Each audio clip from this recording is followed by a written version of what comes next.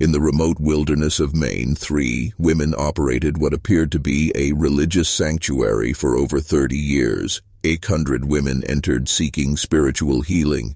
Fewer than half ever returned home. Those who did came back, changed. The Maine State Archives contain testimony from one survivor that was so disturbing authorities refused to make it public for over a century. Tonight we reveal what really happened behind the stone walls of the Convent of Eternal Tears. Before we continue with the story of the Convent of Eternal Tears, this channel isn't for everyone, only for the bravest souls who dare to uncover the darkest chapters of American history. If you have the courage to hear what really happened in the shadows of our past, hit that subscribe button and let us know in the comments what state you're listening from. Are you brave enough to join our community of true mystery seekers? Let's find out together.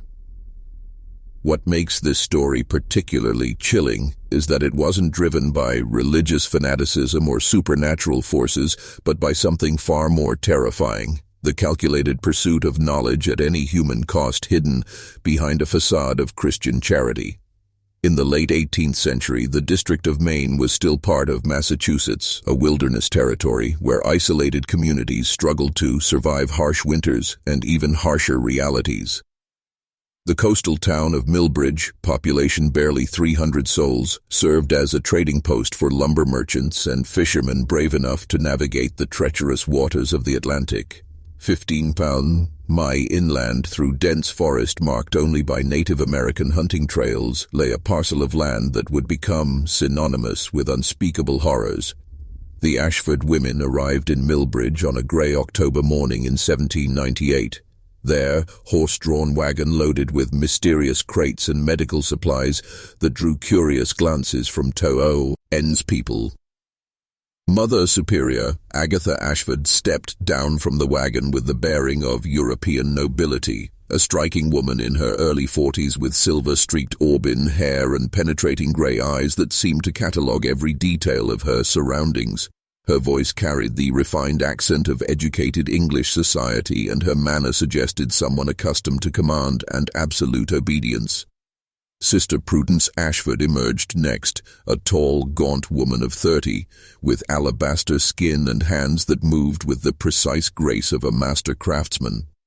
Her fingers were long and pale, with an unusual steadiness that would later prove essential to her gruesome work.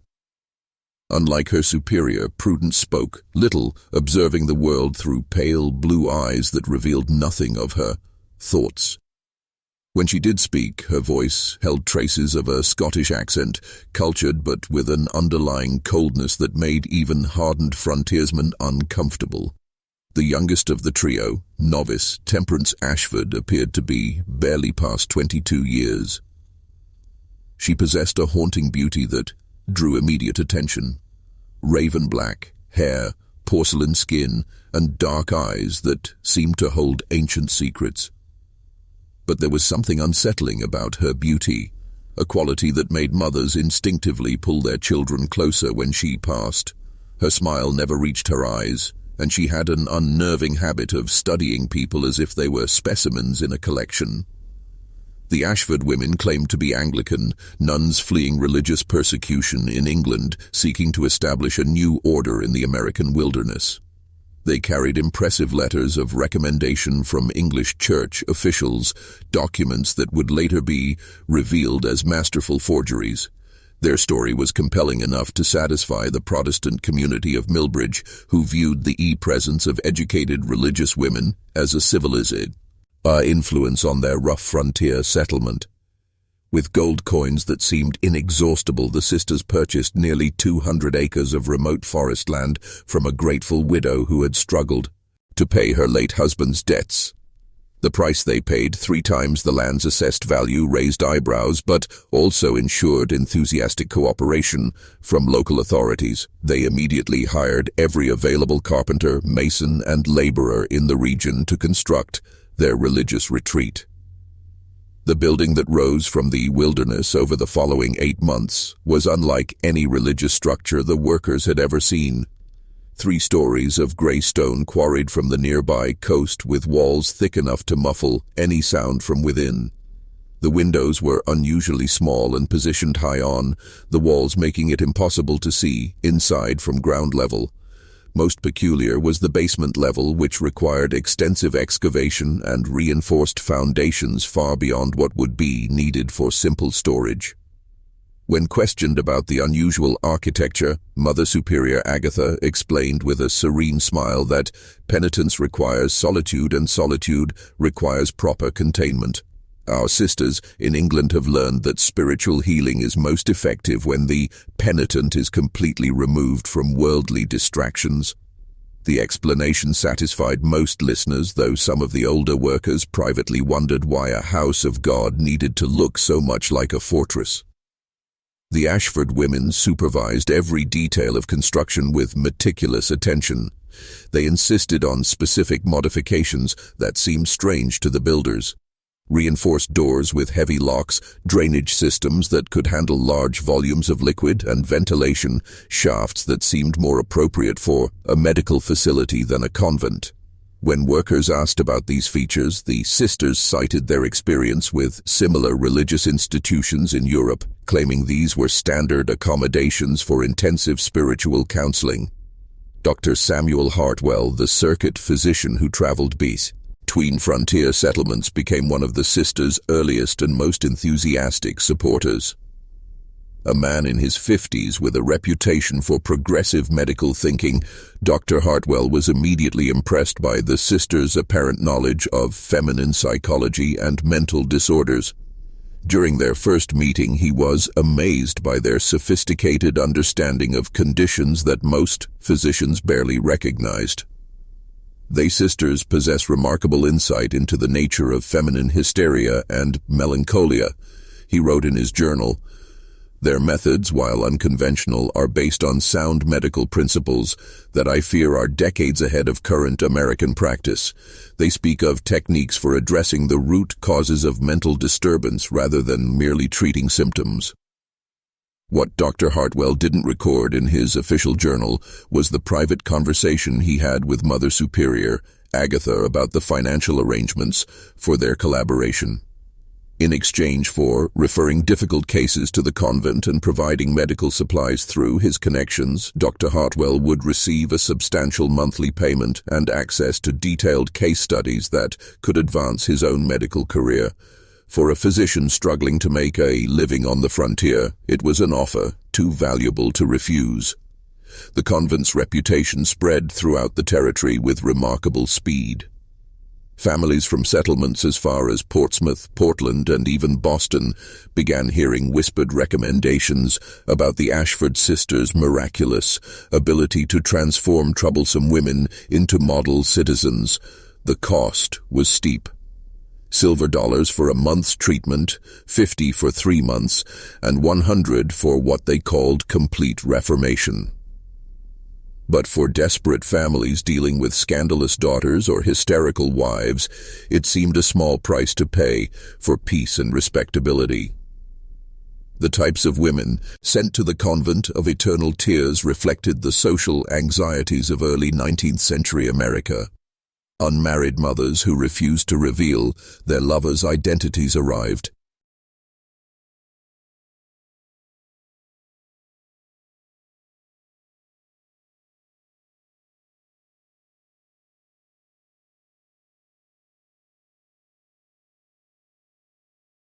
Their ministrations. Unable to witness any more, Thomas fled into the night, stumbling through snowdrifts in blind panic. The image of that basement chamber burned itself into his memory. The casual efficiency of the procedures, the scientific detachment of the perpetrators, and most terrifying of all, the realization that this was clearly not the first time such horrors had occurred within those stone walls.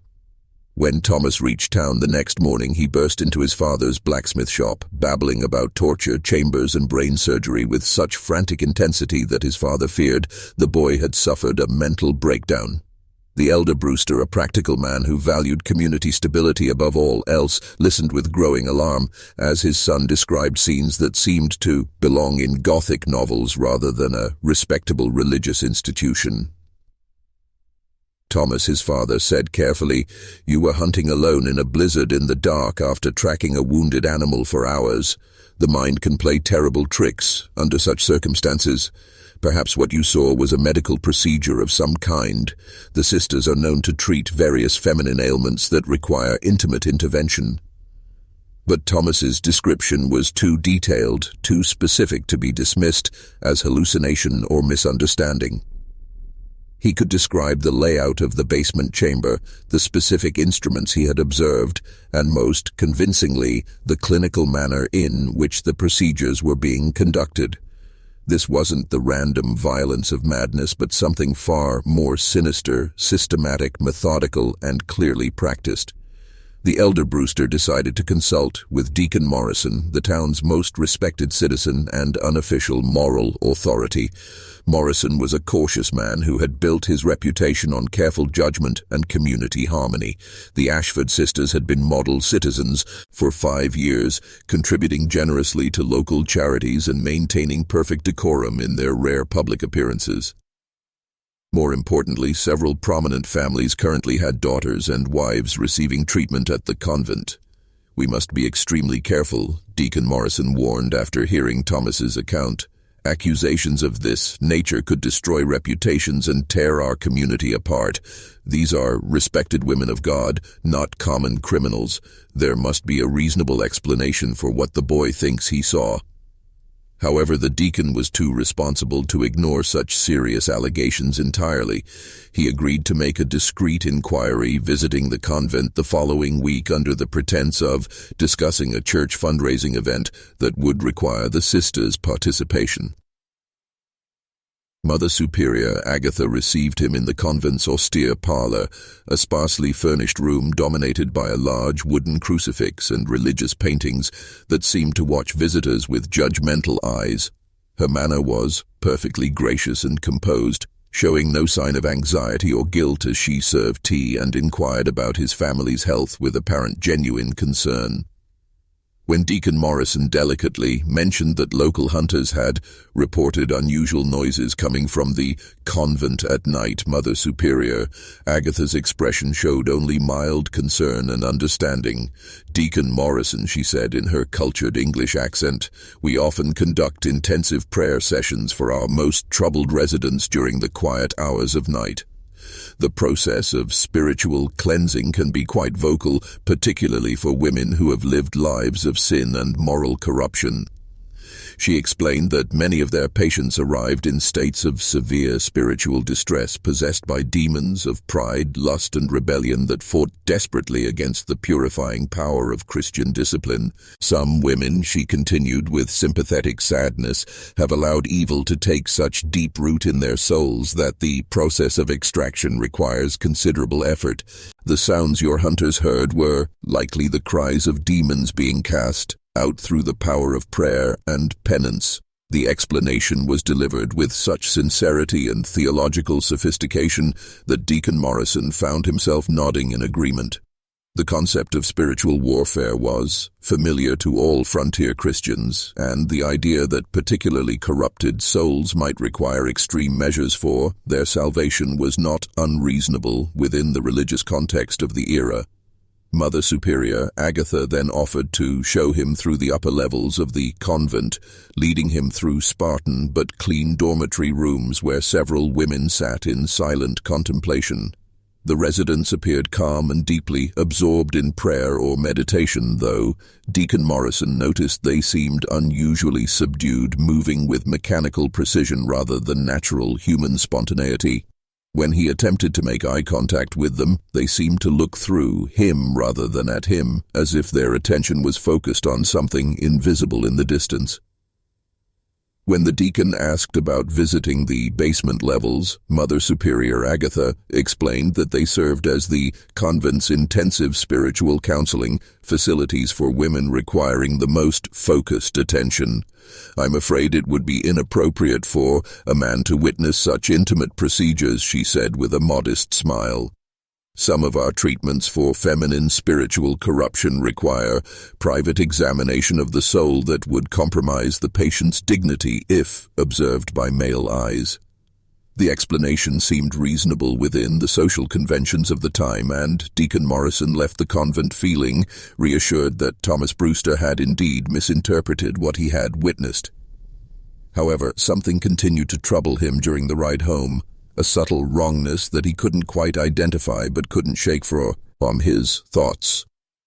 The women he had observed seemed too quiet, too controlled, moving with an unnatural uniformity that reminded him more of sleepwalkers than conscious human beings, and there had been a smell throughout the building that he couldn't quite place, not just the expected odor of medicine and cleaning solutions, but something else underneath, something that reminded him uncomfortably of the battlefield hospitals he had visited during the Revolutionary War, where the stench of blood and suffering had been so thick it seemed to coat the inside of his throat. Following Deacon Morrison's visit, the Ashford sisters implemented additional security measures that made their operations even more secretive. The loud screaming that had alerted Thomas Brewster was replaced by an eerie silence that somehow seemed more ominous than the previous nocturnal disturbances. Local families continued sending their troubled women to the convent, and the sisters continued accepting them with open arms and increasingly sophisticated promises of transformation. However, observant residents began noticing disturbing patterns that suggested something was fundamentally wrong with the treatments being administered behind those stone walls. Women who entered the convent for spiritual correction often emerged months later as completely different, people not reformed or redeemed, but somehow fundamentally altered in ways that defied explanation. Mary Prescott had been a spirited young woman of 19 known throughout Millbridge for her quick wit, infectious laughter, and stubborn independence that had scandalized her family by refusing 3 marriage proposals from suitable young men. Her parents, mortified by her public displays of willfulness, had finally sent her to the convent for 6 months of spiritual guidance to prepare her for proper married life. When Mary returned home, her parents were initially delighted by the transformation. Gone was the rebellious daughter who had argued about everything from household duties to religious doctrine. In her place was a docile, blank-eyed woman who spoke only when directly addressed and never expressed personal opinions or desires. She accepted the first marriage proposal that came her way with mechanical compliance, showing no emotion or preference about the match. But as weeks passed, Mary's parents grew increasingly concerned about their daughter's condition. She displayed no recognition of favorite foods, cherished possessions, or childhood friends. When shown letters she had written before her treatment, she stared at them without comprehension, as if looking at documents written by a complete stranger. Most disturbing of all, she showed no emotional reaction to anything. Neither joy nor sorrow, pleasure nor pain seemed to register in her consciousness. Dr. Hartwell, when consulted about Mary's condition, praised the sisters' work as a complete success. The patient has been cured of the mental defects that made her unsuitable for marriage and motherhood, he declared confidently. The rebellious spirit that caused her family such distress has been completely eliminated through proper spiritual discipline. However, Mary's mother noticed details that troubled her deeply. Her daughter bore unusual scars on her scalp, partially hidden by her hair but visible during washing and brushing. The scars formed a pattern that suggested some kind of deliberate procedure rather than accidental injury. When questioned about them, Mary showed no memory of how they had been acquired, stating simply that she remembered nothing about her time at the convent, except praying very hard to become a better woman. Similar transformations occurred with increasing frequency as the convent's reputation spread throughout New England. Hannah Morse, sent for treatment of melancholia following the death of her infant son, returned home after 3 months as an unnaturally cheerful woman who claimed to have no memory of ever having a child. When shown the baby's clothing and toys, she displayed no recognition or emotional response, as if that entire chapter of her life had been completely erased from her memory. Elizabeth Thornton's case was perhaps the most disturbing. The merchant's wife had been committed to the convent for hysteria after publicly accusing her husband of adultery and demanding a divorce. scandalous behavior that threatened both families' social standing. When she returned after 4 months of treatment, she not only retracted her accusations but insisted she had never made them. More troubling still, she seemed to have no memory of the events that had led to her commitment, describing her marriage as perfectly happy and her husband as beyond reproach. Elizabeth's physical condition was also concerning. She complained of severe headaches that left her bedridden for days at a time, and family members noticed that she often seemed confused about basic information, forgetting the names of longtime friends, becoming lost in familiar neighborhoods, and struggling with simple tasks that had once been second nature to her. Like the other reformed women, she bore mysterious scars on her scalp and claimed no memory of how they had been acquired. Dr. Hartwell continued his enthusiastic endorsement of the Ashford methods, though his own behavior grew increasingly erratic as the years passed. The once respected physician began drinking heavily and often spoke in rambling monologues about advancing medical science and necessary sacrifices for the greater good of humanity. His journal entries from this period, discovered after his death, reveal a man wrestling with his conscience while justifying increasingly horrific actions. The procedures I have witnessed challenge every principle of medical ethics I was taught, yet the results are undeniable. The sisters have achieved what European physicians only theorize about: the ability to alter personality, suppress specific memories, and modify behavior through direct surgical intervention in the brain. Their documentation is meticulous, their methodology sound, their results consistent and reproducible. History will judge whether we are pioneers advancing human knowledge or monsters exploiting human suffering. The flow of correspondence between the convent and various European medical institutions intensified dramatically during this period. Local postal workers, though sworn to confidentiality through generous payments, couldn't help but notice the volume of packages and letters bearing foreign addresses.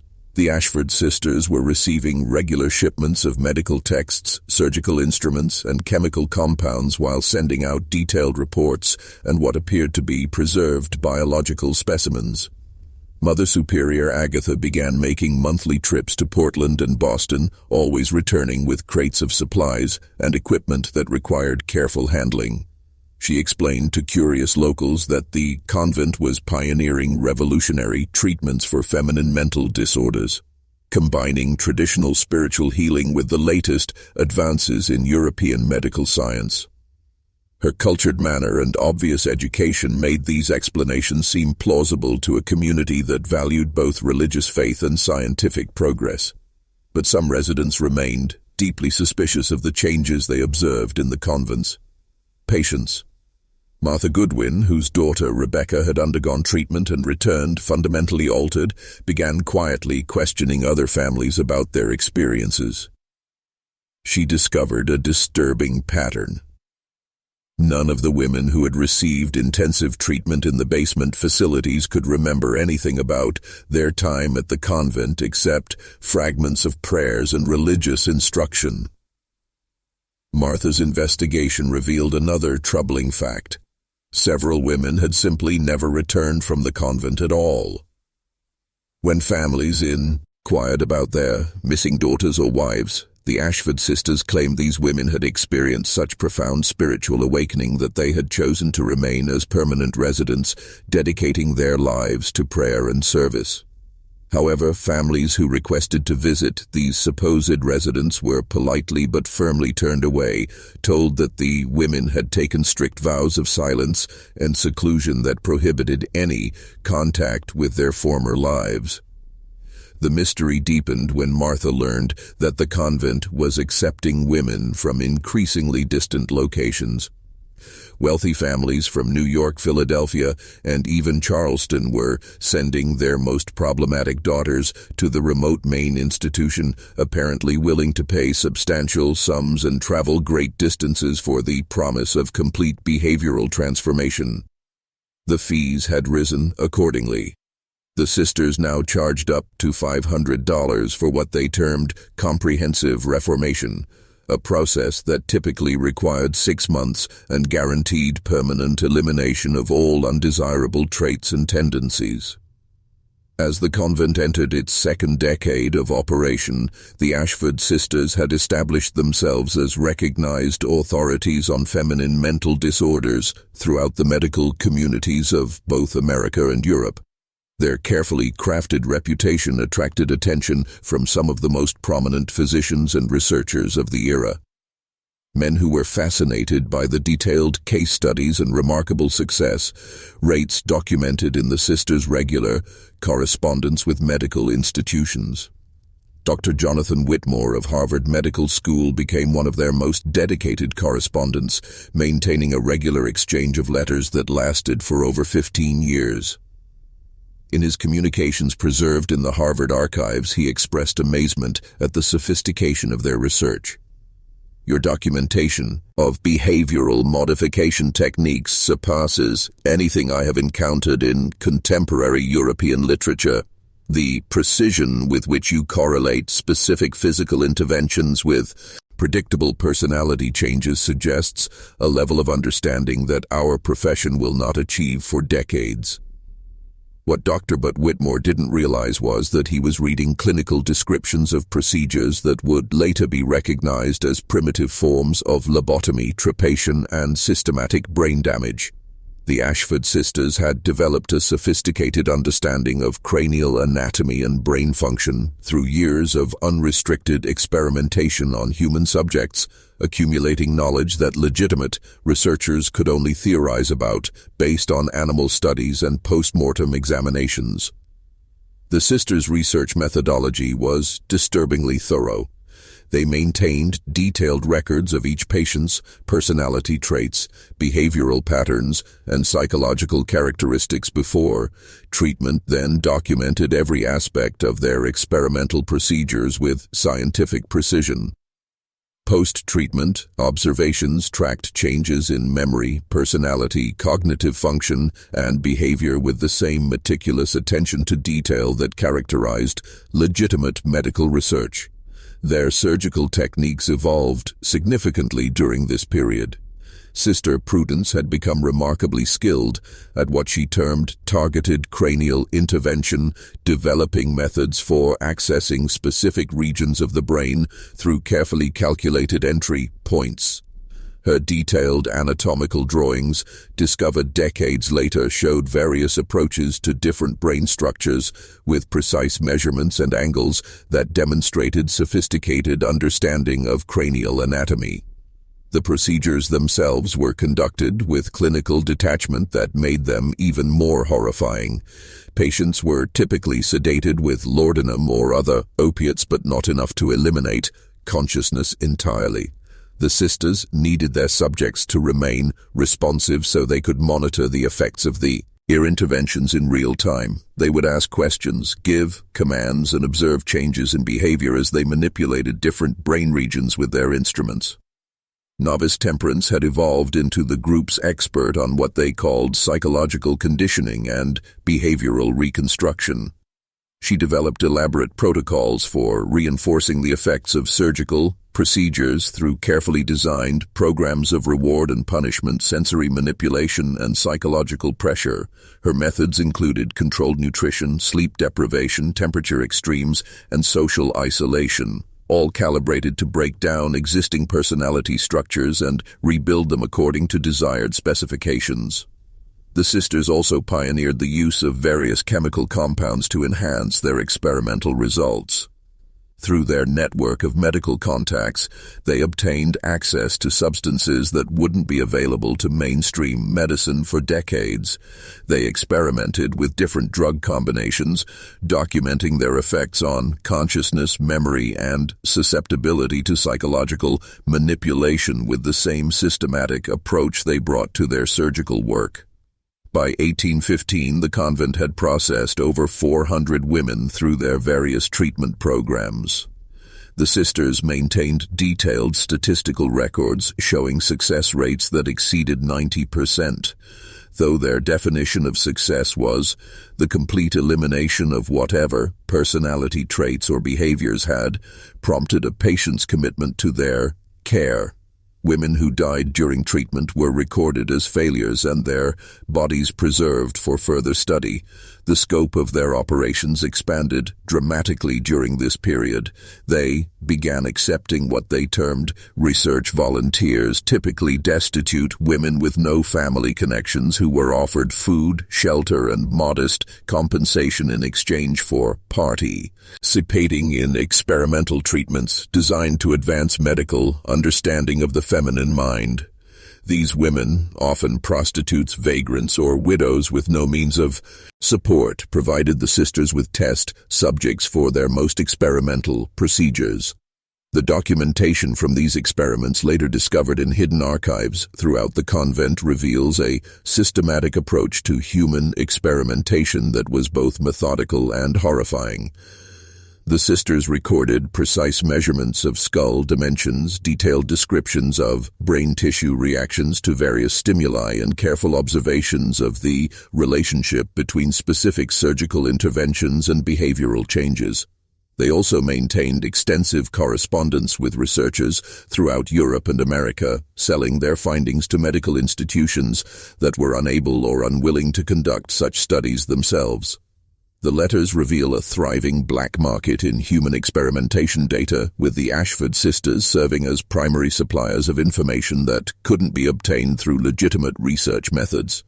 Dr. Hinrich Zimmermann of the University of Vienna became one of their most lucrative customers, paying substantial sums for detailed documentation of personality modification through surgical intervention. His letters, intercepted decades later by authorities, specifically requested information about procedures for eliminating specific memories, reducing emotional responsiveness, and creating what he termed compliant behavioral states in female subjects. The University of Edinburgh, ironically, the same institution that had expelled Dr. Agatha Brennan years earlier, unknowingly purchased research data from their former colleague through intermediaries who didn't reveal the true source of the information. The university's medical school incorporated the Ashford findings into their curriculum, teaching surgical techniques and psychological theories that were based on systematic human experimentation conducted in the Maine wilderness. Perhaps most chilling of all, the sisters began accepting commissions for specific types of behavioral modification. Wealthy families could request particular personality changes in their problematic relatives, eliminating artistic interests, reducing intellectual curiosity, suppressing romantic attachments, or creating perfect domestic compliance. The sisters developed specialized procedures for each type of modification, charging premium prices for their increasingly sophisticated services.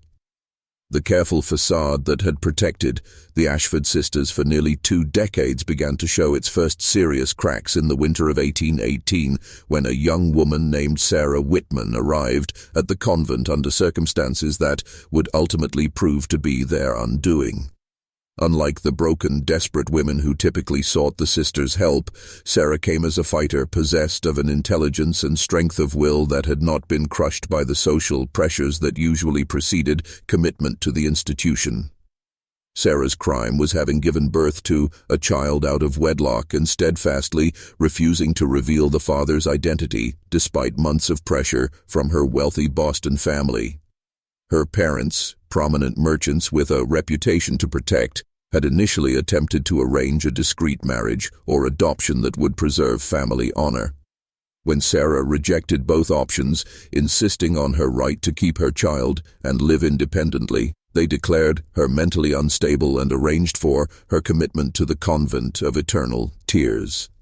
At 24, Sarah possessed a formidable intellect that had been nurtured by progressive parents until her pregnancy made her an embarrassment.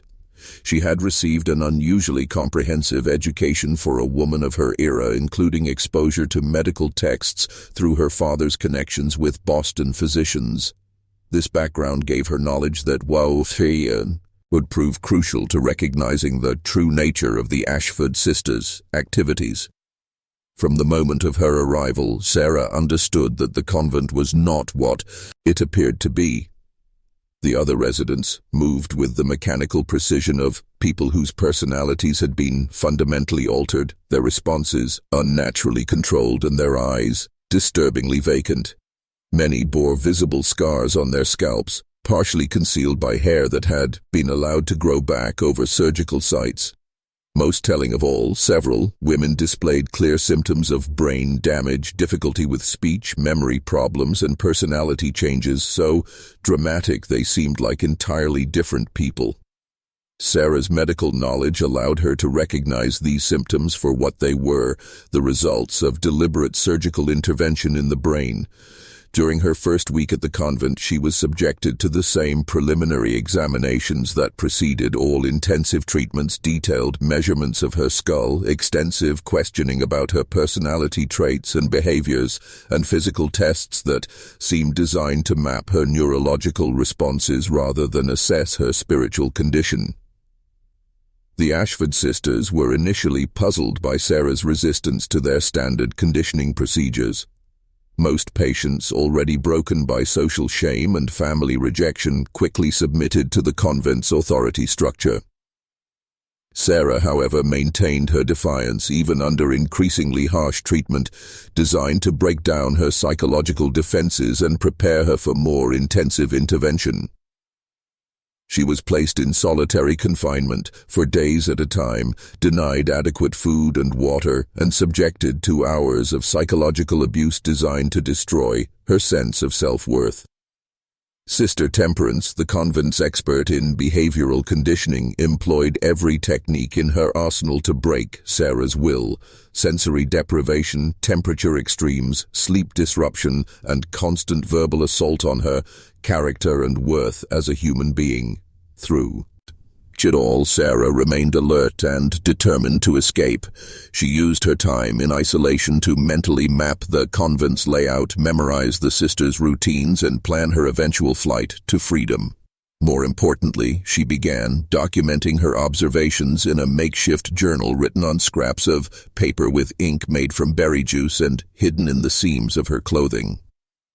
Sarah's breakthrough came during a violent thunderstorm in March 1819 when flooding in the basement disrupted the convent's normal operations. The sisters were forced to relocate equipment and patients to higher floors, creating confusion that gave Sarah the opportunity she had been waiting for. In the chaos of moving materials and managing crisis, she slipped away from her guards and began exploring areas of the building that were normally strictly forbidden to patients. What she discovered in the basement chambers exceeded her worst fears. The flooded rooms contained evidence of procedures that defied comprehension. Operating tables equipped with restraints designed to immobilize patients completely, collections of surgical instruments unlike anything used in conventional medicine, and most horrifying of all, preserved specimens of human brain tissue floating in glass jars, each carefully labeled with patient names, dates, and procedural notes. The surgical records she found documented procedures that she recognized as deliberate brain damage inflicted with scientific precision. The notes described the systematic removal of brain tissue from specific regions, with careful observations about resulting changes in personality, memory, and behavior. Some entries included detailed sketches of open skulls and anatomical diagrams showing the precise locations of surgical interventions. Most damning of all, Sarah discovered extensive correspondence files containing letters from European physicians who were purchasing the sisters' research data for substantial sums of money. The letters discussed the acquisition of experimental results and anatomical specimens with the casual indifference of commercial transactions. It became clear that the convent was operating as a business enterprise, selling the results of human experimentation to researchers who were unwilling or unable to conduct such studies themselves. Armed with this knowledge and samples of documentation that she managed to conceal on her person, Sarah began planning her escape with desperate urgency. She knew that she was scheduled for intensive treatment within days, and she understood that this would likely leave her as damaged as the other women she had observed. Her window of opportunity was closing rapidly, and the sisters were becoming increasingly suspicious of her continued resistance to their conditioning methods. The escape attempt came on a moonless night in early April 1819 when Sarah managed to overpower a guard and flee into the surrounding forest. The Ashford sisters immediately organized a massive search effort, knowing that Sarah possessed information that could destroy their carefully constructed facade and exposed decades of criminal activity. For 3 harrowing days, she evaded capture while making her way through the wilderness toward the nearest settlement, surviving on spring water and whatever edible plants she could identify. The sisters' pursuit was relentless and well organized.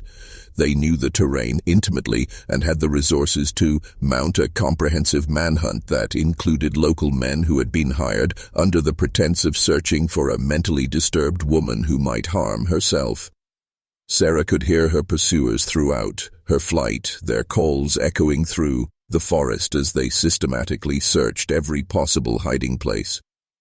On the second night of her escape, Sarah was nearly recaptured when she stumbled into a search party while seeking shelter from a sudden rainstorm.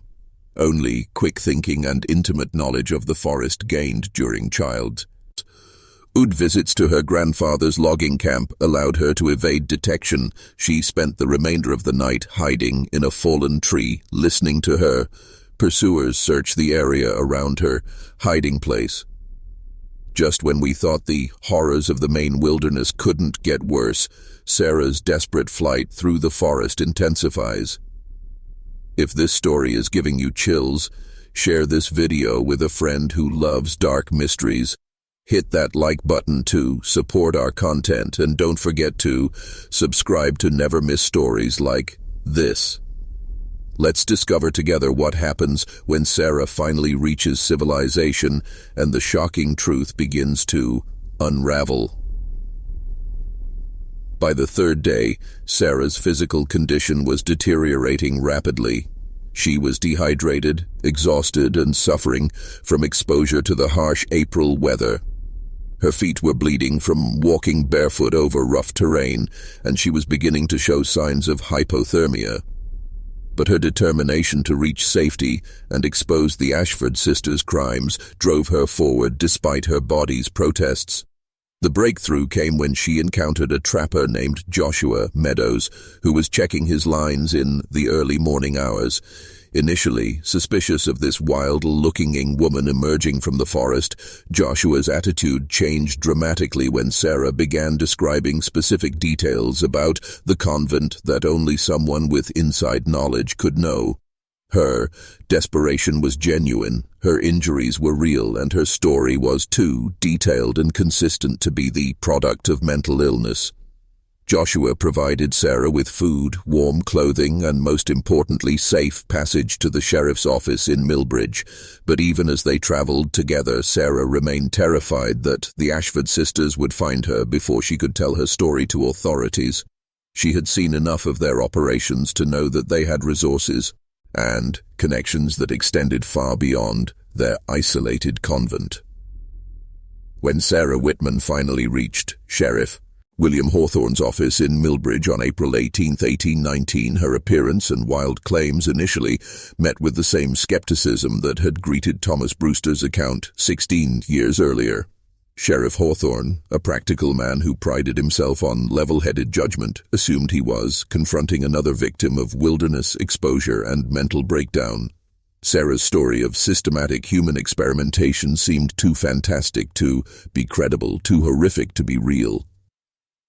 However, several factors distinguished Sarah's testimony from typical accounts of disturbed individuals. First, her detailed knowledge of the convent's interior layout matched information that had never been made public.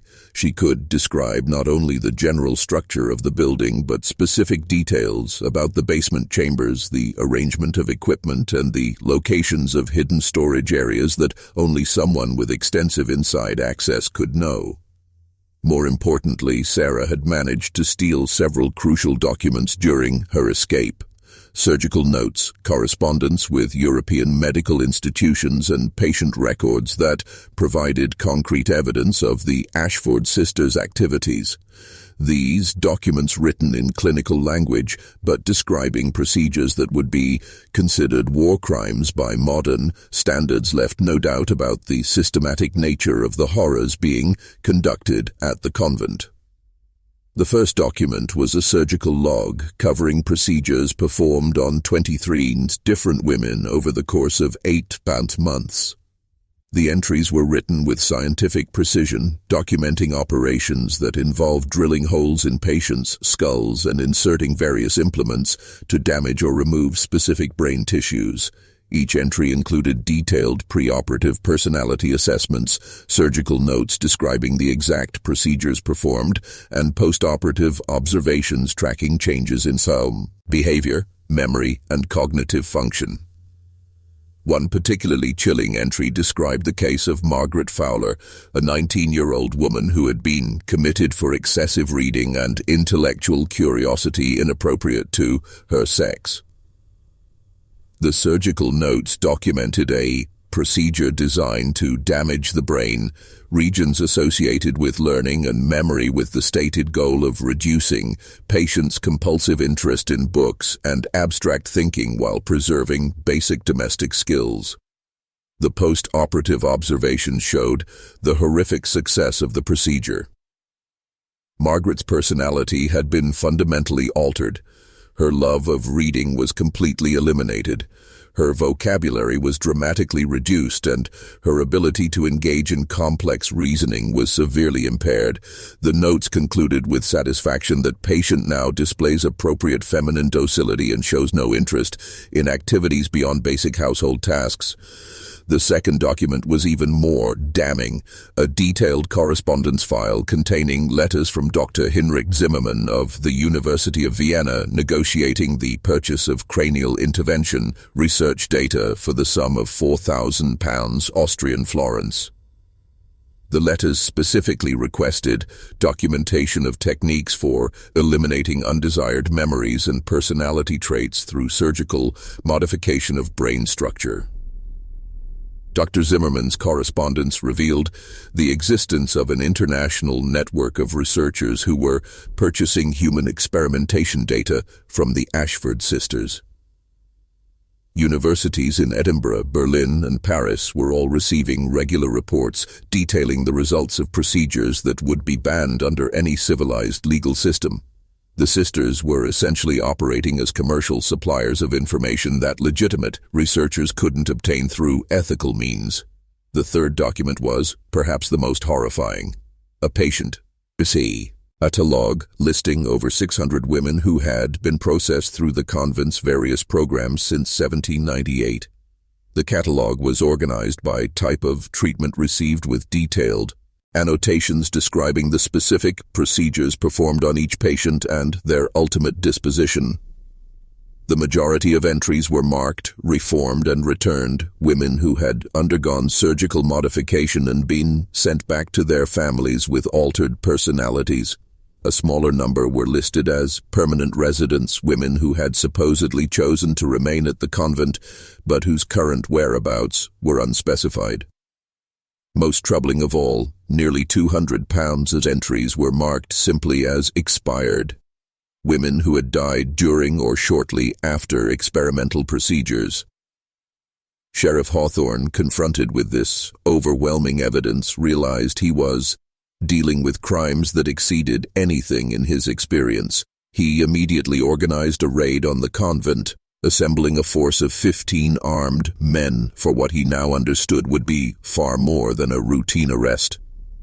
The sheriff also sent urgent messages to authorities in Portland and Boston, requesting assistance from federal marshals who would have jurisdiction over crimes of this magnitude. However, the Ashford sisters had been monitoring the situation through their network of informants in Millbridge. By the time the raiding party reached the convent on the morning of May the 20th, 1819, they found the building completely abandoned. The sisters had vanished during the night, taking with them most of their portable equipment and documentation, leaving behind only the evidence they couldn't transport. The search of the abandoned convent revealed a chamber of horrors that traumatized even the most hardened members of the raiding party. The basement contained a fully equipped surgical theater with implements specifically designed for cranial procedures. The walls were lined with shelves holding hundreds of preserved brain specimens, each labeled with detailed information about the patient from whom it had been removed and the specific experiments that had been conducted. A hidden chamber behind a false wall contained 47 bodies in various states of preservation, all showing evidence of cranial surgery. The bodies had been maintained in a solution of alcohol and other chemicals, apparently for ongoing study purposes. Each corpse was tagged with detailed information about the procedures that had been performed and the results that had been achieved before death. The investigators also discovered extensive documentation that had been left behind in the sisters' hasty departure. File cabinets contained thousands of pages of surgical notes, patient records, and correspondence with medical institutions throughout the world. The scope of the operation was staggering.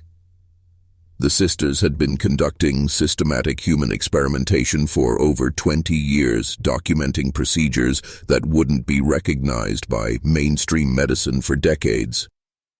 Dr. Samuel Hartwell, when confronted with evidence of his complicity in the operation, initially attempted to justify his involvement by claiming he was advancing medical science for the benefit of humanity. These women were already lost to society, he argued, desperately. Their conditions made them unsuitable for normal life. At least their suffering contributed to knowledge that will help future generations. However, when presented with the full scope of the experimentation and the evidence of systematic murder disguised as medical treatment, Dr. Hartwell suffered what appeared to be a complete mental breakdown. In his final confession delivered while under guard in the Millbridge jail, he revealed the true identities of the Ashford sisters and the full extent of their criminal background. The women known as Mother, Superior Agatha, Sister Prudence, and Novice Temperance Ashford were actually Dr. Agatha Brennan, Dr. Prudence Ashford, and Dr. the Temperance Ashford trained physic. Lions who had been expelled from European medical institutions for conducting unauthorized human experiments. Dr. Brennan had been banned from practicing medicine in Scotland after